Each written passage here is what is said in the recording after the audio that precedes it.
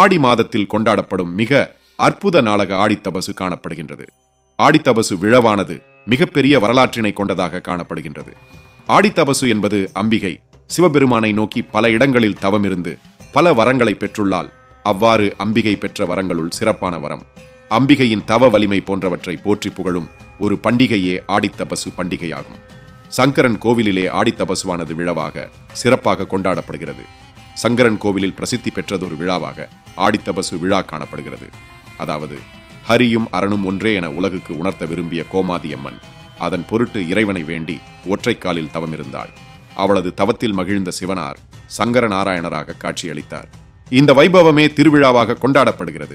அதாவது ஒரு பாகத்தில் தலையில் சடாமுடி, கங்கை பிறையுடன் நெற்றியில் நீரூற்று பட்டை, கழுத்தில் பாம்பு, ருத்ராட்சம், இடுப்பில் புலித்தோல், கையில் அங்குசமும் அணிந்த கோலமாகவும், மற்றொரு பாகத்தில் தலையில் கிரீடமும், நெற்றியில் திருமண், கழுத்தில் துளசி மாலை, இடுப்பில் பட்டு பீதாம்பரம், கையில் சங்கும் ஏந்திய நிலையில் சிவனும் நாராயணனும் இணைந்து சங்கர நாராயணராக காட்சியளித்த திருநாள்தான் ஆடி மாத பௌர்ணமி தினமாகும். இவ்வாறாகவே இந்நாளானது ஆடித்தபசு திருவிழாவாக கொண்டாடப்படுகின்றது. இந்த நாளில் சிவபெருமான் துன்பங்களை அழிக்கும் கடவுளாக காணப்படுவதோடு திருமால் சகல ஐஸ்வர்யங்களையும் தந்து காக்கக்கூடிய கடவுளாக காணப்படுகின்றனர். அன்னை அம்பிகையே எந்த குறைகள் இருந்தாலும் அவற்றை நீக்கி சுகமான வாழ்வு தரக்கூடியவளாக திகழ்கிறாள்.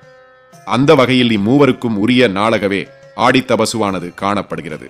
ஆடித்தபசுவானது பௌர்ணமி, திருவோணம், ஆடி செவ்வாய் இணையும் நாளிலேயே வருகிறது.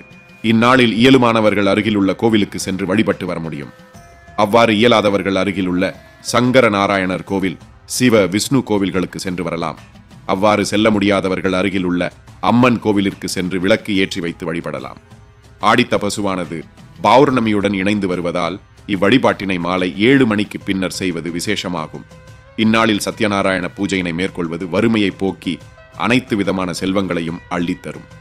ஆடித்தபசு நாளில் அம்பிகையை வழிபட்டால் கணவன் மனைவியிடையே காணப்படும் சண்டை சச்சரவுகள் நீங்கி ஒற்றுமையான மகிழ்ச்சியான வாழ்க்கையினை வாழ்வதற்கு துணை புரியும். மேற்குறிப்பிட்ட வகையிலேயே ஆடித்தபசு விழாவின் வழிபாட்டு முறைகள் காணப்படும். திருமணம் மற்றும் மகப்பேறு வேண்டும் பெண்கள் இத்திருநாளில் வேண்டினால் திருமணமானது கைகூடும் என கூற முடியும். ஆடி மாதத்திலேயே சிறப்பிற்குரிய திருநாளாக ஆடித்தபசு நாள் காணப்படுகிறது. இந்நாளில் அனைத்து அம்மன் கோவில்களிலும் விசேஷ பூஜைகள் இடம்பெறும். ஆடித்தபசு நாளில் வழிபாடுகளை மேற்கொள்வதனூடாக வறுமை நீங்க பெற்று அனைத்து விதமான செல்வங்களும் எம்மை வந்து சேரும் சிறப்பிற்குரிய நாளாக ஆடித்தபசு நாள் காணப்படுகிறது. பல்வேறு சிறப்புகளை தன்னகத்தே கொண்டமைந்ததாகவும் காணப்படுகின்றது.